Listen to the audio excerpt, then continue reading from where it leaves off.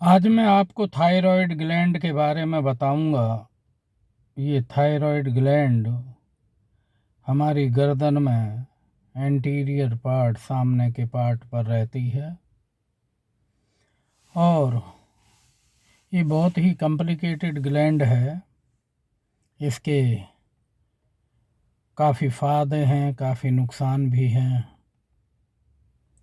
जब ये under work करती है तो इसको हाइपोथायरॉयडिज्म बोलते हैं, और जब ये ओवर एक्टिविटी दिखाती है तो इसको हाइपरथायरॉयडिज्म बोलते हैं। हाइपोथायरॉयडिज्म में ये ग्लैंड थोड़ा बढ़ जाती है। यदि आप कुछ थूक वगैरह निगलते हैं तो उससे पता चल जाता है कि भाई हाँ, ये कुछ हैवीनेस गर्दन में हो रही है। यही नहीं है, आपको ठंड ज़्यादा लगती है और गर्मी में फिर भी आप ठीक रहते हैं। इसमें कुछ ब्लीडिंग टेंडेंसी लेडीज में बढ़ जाती है और काफ़ी डिप्रेसिव फील करता है व्यक्ति, थोड़ा डाउन फील करता है इस केस में। लेकिन हाइपरथायरॉयडिज्म में इसका अपोजिट होता है।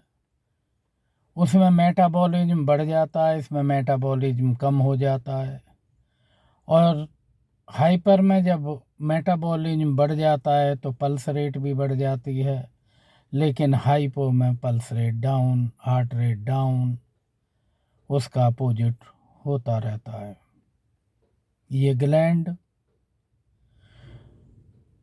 हाइपर में आपकी आँखें आगे से निकली हुई सी रहती हैं, टेंशन से में रहता है आदमी, ट्रेमर सा रहता है, ट्रेमर होते रहते हैं और सारी एक्टिविटी उसकी बढ़ जाती हैं। भूख भी ज़्यादा लगती है, खाना भी वो ज़्यादा लेता है, पानी भी ज़्यादा पीता है, टेम्परामेंट भी बढ़ जाता है।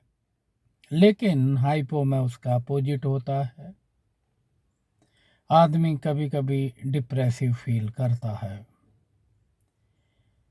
इस ग्लैंड को डायग्नोस करने के लिए कि ये हाइपो है या हाइपर में काम कर रही है, तो थायराइड फंक्शन टेस्ट हैं, जिसमें T3, T4, TSH लेवल को देखते हैं।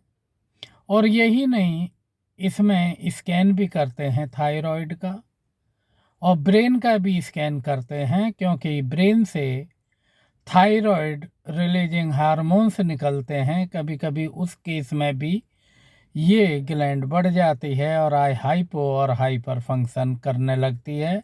जिस तरीके से रिलीजिंग हार्मोन होते हैं उसी तरह का बिहेव ये भी करने लगती है, क्योंकि मास्टर ग्लैंड जो है वो ब्रेन में ही है और वो पिट्यूटरी ग्लैंड है, जो सभी हार्मोनल चेंजेज को देखती है बॉडी में जितने भी होते हैं।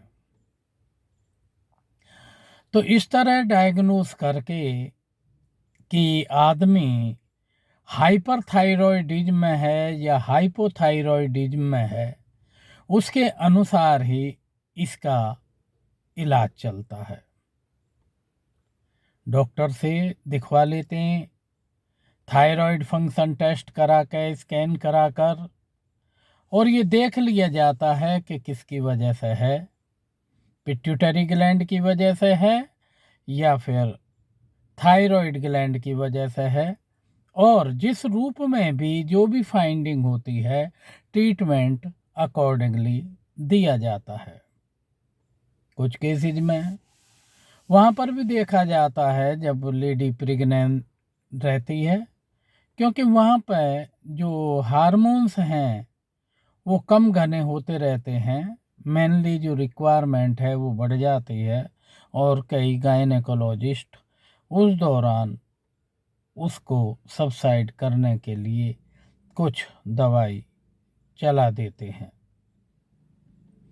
ये आप विचार करें, सबको बताएं और समझाएं, क्योंकि कभी कभी इस ग्लैंड में कैंसर तक भी हो जाता है, क्योंकि नोड्यूल्स बन जाते हैं और वो मैलिग्नेंट नोड्यूल जब हो जाता है तो कोई नोड्यूल हाइपर फंक्शन करने लगता है, जब उसकी जांच होती है तो उसमें कैंसर भी निकल आता है। इसलिए जांच करना, समय पर इलाज लेना, अपनी बॉडी को अच्छी तरीके से रखना, ये आपका कर्तव्य है। मेरा कर्तव्य है आपको समझाना। मैंने जो भी कुछ मेरे पर आता है मैंने आपको समझाया है। अब आप इस पर ध्यान देंगे, विचार करेंगे और अपना इलाज लेंगे, और मेरे इस चैनल को सब्सक्राइब करेंगे, लाइक करेंगे और शेयर करेंगे। थैंक यू, धन्यवाद।